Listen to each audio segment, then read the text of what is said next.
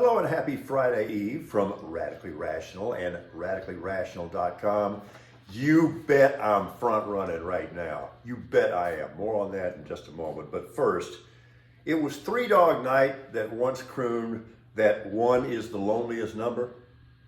Maybe back then, but that was before anyone saw Biden's latest poll numbers. Those could make a man feel like he's all by himself on a desert island. 39. That's the percentage of Americans who approve of his presidency. 80. That's how old Joe is. 86. That's how old he would be at the end of his second term. Let's just say that Americans are, quote, concerned. 58. That's the percentage of voters who feel that Bidenomics have made conditions in the U.S. worse, and that number is now trending up. 70%. Yep, 7 out of 10 Americans think that things are, quote, going badly. 67. That's the percentage of Democrats who say the party should nominate someone other than Biden. Okay, like who? Kamala Harris? Robert F. Kennedy Jr.? Marianne Williamson? You see any viable options there? See, depth or bench strength can mean as much in politics as it does in football. And the Dems' depth is very, very shallow. In 2016, Democrats nominated the only human being on earth in Hillary Clinton who could possibly have lost to Donald Trump. Now, 8 years later, there's a possibility that history may be repeating itself. And who is the big loser in this dilemma? America. Okay, so Special Counsel David Weiss has let it be known that he will seek indictment of Hunter Biden on gun charges. Okay, go where the evidence leads you. I have no sacred cows. Light him up if he's got it coming. But I have yet to see convincing evidence to indicate that Daddy Joe profited from his son's international business dealings or compromised in any way American security.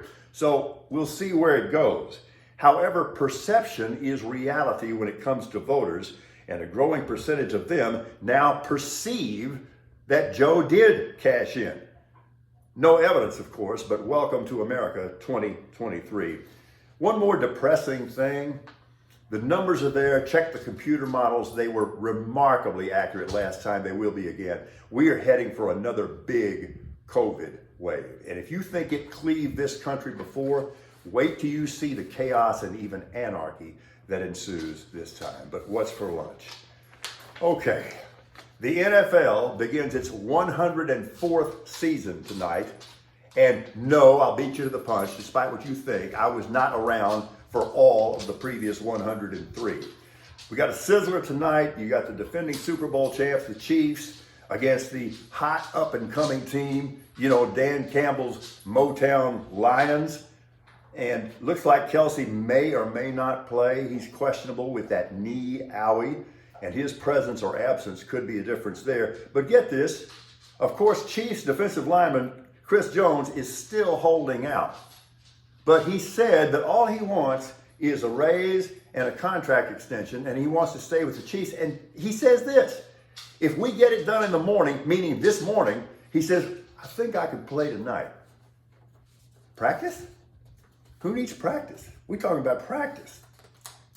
Another holdout or hold-in ended. Nick Bosa, the reigning defensive player of the year, the extraordinary pass rusher for the 49ers, they got that extension done, making him the highest paid non-quarterback in NFL history.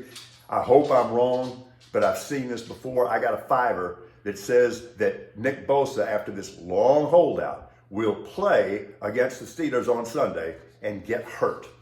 I hope I'm wrong. Arizona Cardinals coach Jonathan Gannon says he doesn't want to talk about his quarterback situation. Well, if all I had to choose between was Joshua Dobbs and rookie Clayton Tune, I'd want to change the subject too. The Texas Rangers clearly are going to need collective psychological counseling. They just got swept in a 3-game series against the Astros by a combined score of 39-10, capped off by last night's 12-3 beatdown. Jose Abreu, He ran amok with 7 RBIs on a grand slam and a 3-run dinger. Houston hit 5 homers, 3 of them. BB's now looking at her watch, giving the hard rap off Max Scherzer. So the Stros remain a game ahead of Seattle atop the AL West, with the fading Rangers now 3 back.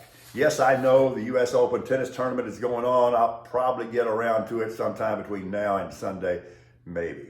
Thanks for your time. Have a good Thursday. We are Radically Rational.